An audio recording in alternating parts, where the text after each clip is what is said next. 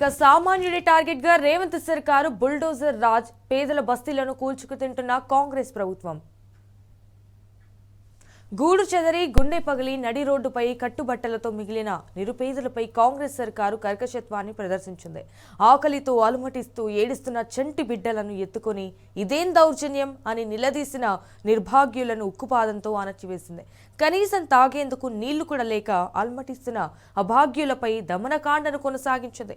అయితే గూడు లేని పక్షుల్లా రోడ్డున పడ్డామని బాధితులు గుండెలు బాదుకుంటున్న కాంగ్రెస్ సర్కారు నిరంకుశత్వాన్ని ప్రదర్శించింది.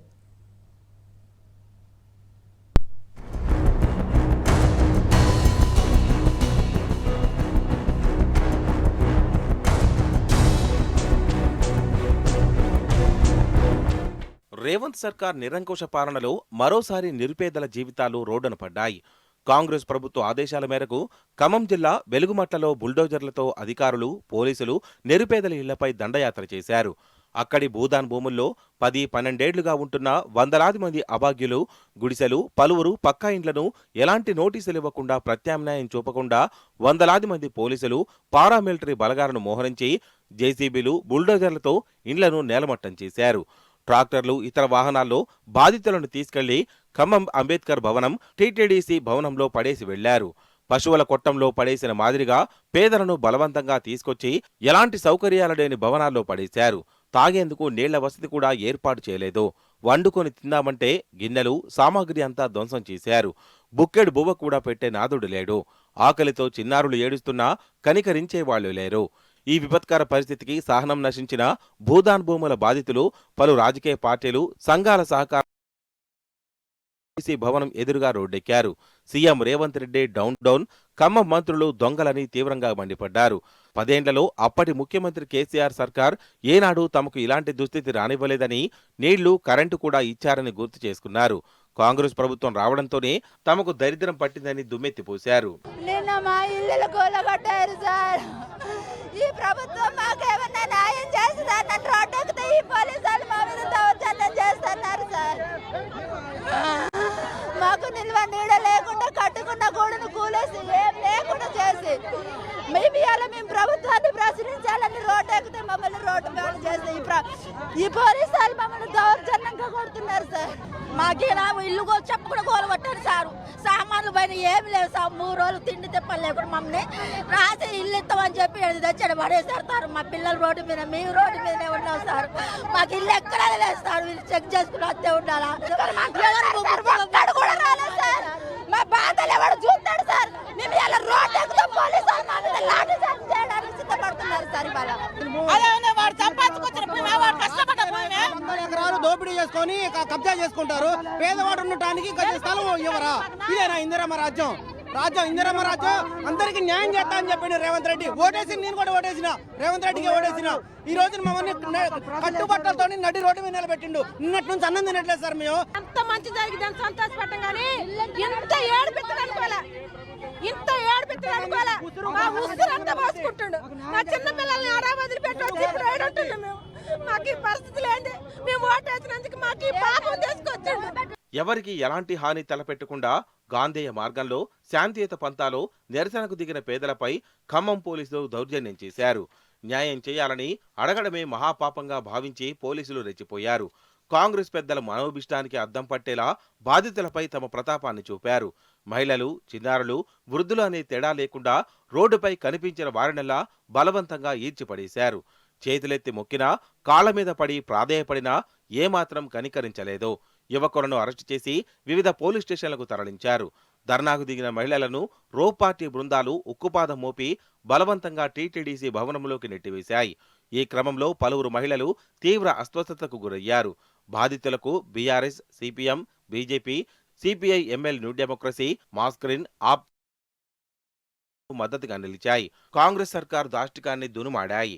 తక్షణమే పేదలకు న్యాయం చేయాలని డిమాండ్ చేశాయి. కాగా నగరం నడిబొడ్డున ఇంత తతంగం జరుగుతున్నా అధికార పార్టీ ప్రజాప్రతినిధులు, నాయకులు ఏ ఒక్కరూ అటువైపు తొంగి చూసిన పాపాన పోలేదు. కాంగ్రెస్ పార్టీ అధికార బలాన్ని అడ్డం పెట్టుకొని ఖమ్మం నడిబొడ్డున వెలుగుమట్లలో గత కొంతకాలంగా ఎవరికైతే ఇండ్లు లేవో, ఎవరికైతే భూదాన్ యజ్ఞ బోర్డు, భూదాన్ ట్రస్ట్ బోర్డు ద్వారా ఎవరికైతే పట్టాలు వచ్చినాయో ఆ పేద ప్రజలందరూ కూడా వెలుగుమట్ల గ్రామ పంచాయతీలో వాళ్ళందరూ కూడా గుడిసెలు వేసుకొని చిన్న చిన్న ఇల్లు కట్టుకొని నివసించడం జరుగుతూ ఉంది.